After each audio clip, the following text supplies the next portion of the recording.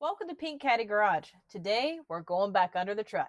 We are. This 2004 Excursion has, when we go off-road or maybe on uneven pavement like the country roads around here, just kind of a constant minor rattling sound or something loose underneath. I don't know what it is, but it's annoying.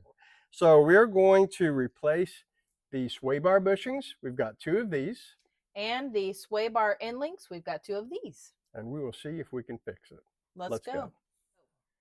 Let's take a look at the sway bar if you've never done this before. So we are under the center of the truck. This large bar here is the sway bar.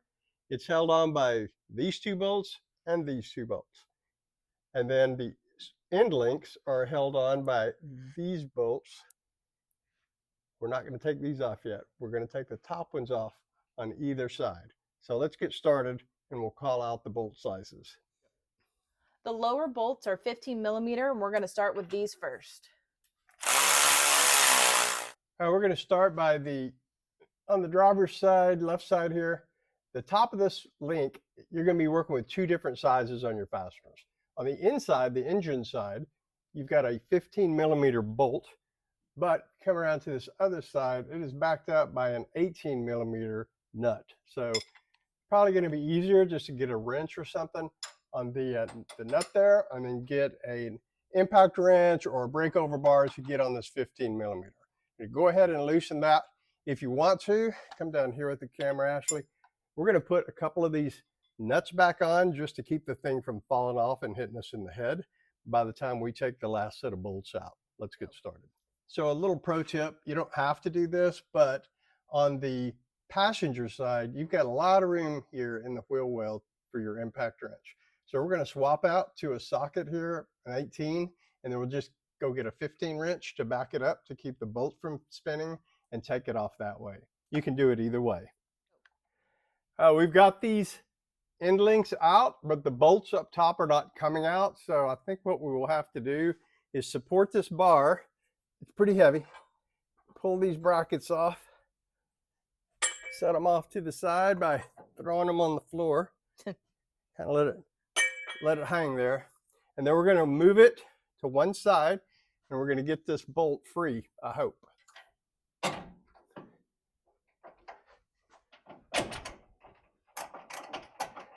Almost,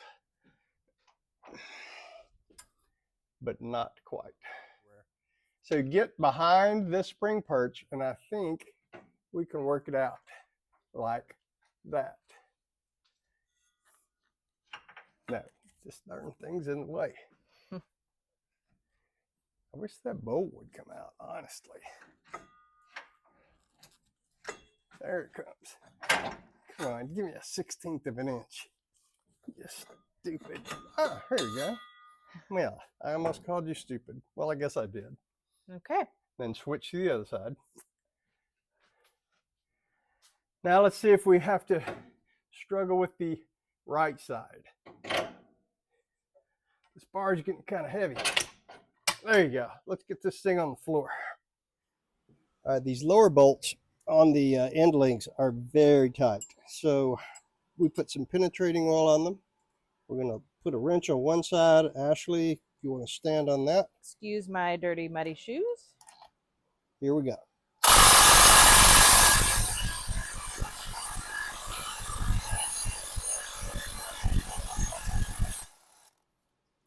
All right, now they're off. We're ready to put this thing back together. We've got two end links and two bushings, which we're going to link in our description if you want to use what we're using. The end links, of note, they are side specific. So make sure to match your end link with your box part number to make sure you've got the correct side.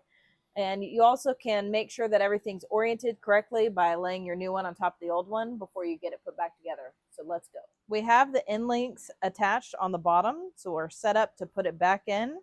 So we're going to get started on that next. So we're looking at the passenger side.